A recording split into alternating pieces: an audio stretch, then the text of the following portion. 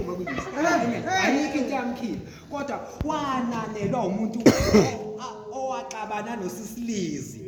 Naye wayesemsherela ikhophi naye wathatha ikhophi ayikho uma ungambuza ibangani noSisilizi akazi naye.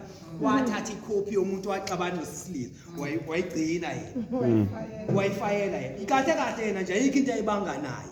Kodwa wathatha ngobuzo wathatha ikhophi wathi hayi le ngiyayigcina le. Futhi naye mhlawumbe ukuthi ubone ukuthi le file naye liyamsinda ngathi angashalela ucela uthi hey magayi. Ubona nje bengakhulumisani lokho awumboni yini uyakushaya manje umnikeza ikhophi. Nawe uma usuyiphethe ikhophi usubuka uyaqala na uyabona manje bona okay ngoba phela ayihambi yodwa le khophi. Kunezinto angithi khona izinto ekuthiwa ama okay asithi ama-point. Kunama-point bese kuba ne-paragraph kube ne-point kube ne-paragraph owenza ukuthi okay right yilokhu isihloko le nakho incazelo kunjena nje kuyingoba kunje nawe uphethe leyo khophi njalo uma ubona uSisilizi ubuya le khophi ubuka le khophi nje ukholwa kwakishe khophi ayikho into ayikhalayo lo ayikho into ayikhalayo lo nje uphethe ikhophi wena ayikho into wakwayenziwa uSisilizi. Amen. Kodwa ngenxa ukuthi uthathe wananelwa umuntu ostorishe into ephambene nentando kaNkulunkulu. Amen. Amen. Alibonge igama lenkosi.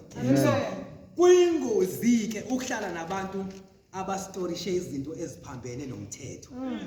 Izinto eziphambene nomyalo. Hallelujah. Bheka ukuthi ngabe ubaba imiyalo yakhe nemithetho yakhe ngabe yiyo yini le.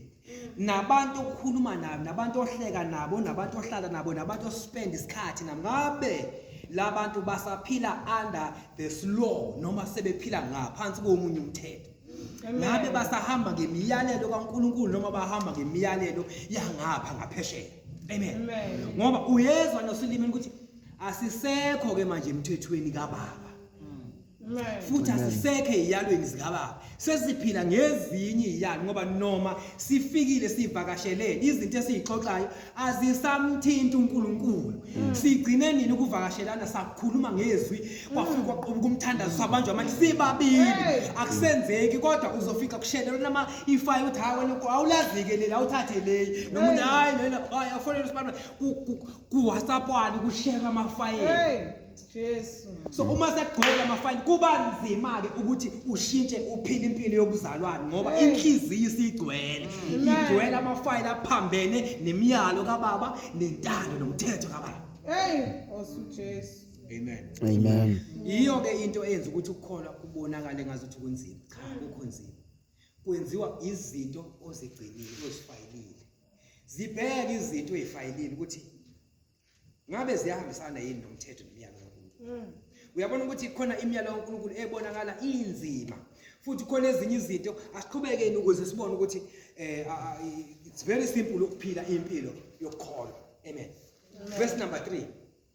Isihe neqiniso makungakushiyi. Kubophe entanyeni yakho ukulobe esibhebheni senhliziyo yakho. Yabona ukuthi nakhona manje usathinta inhliziyo ukuthi isihe neqiniso.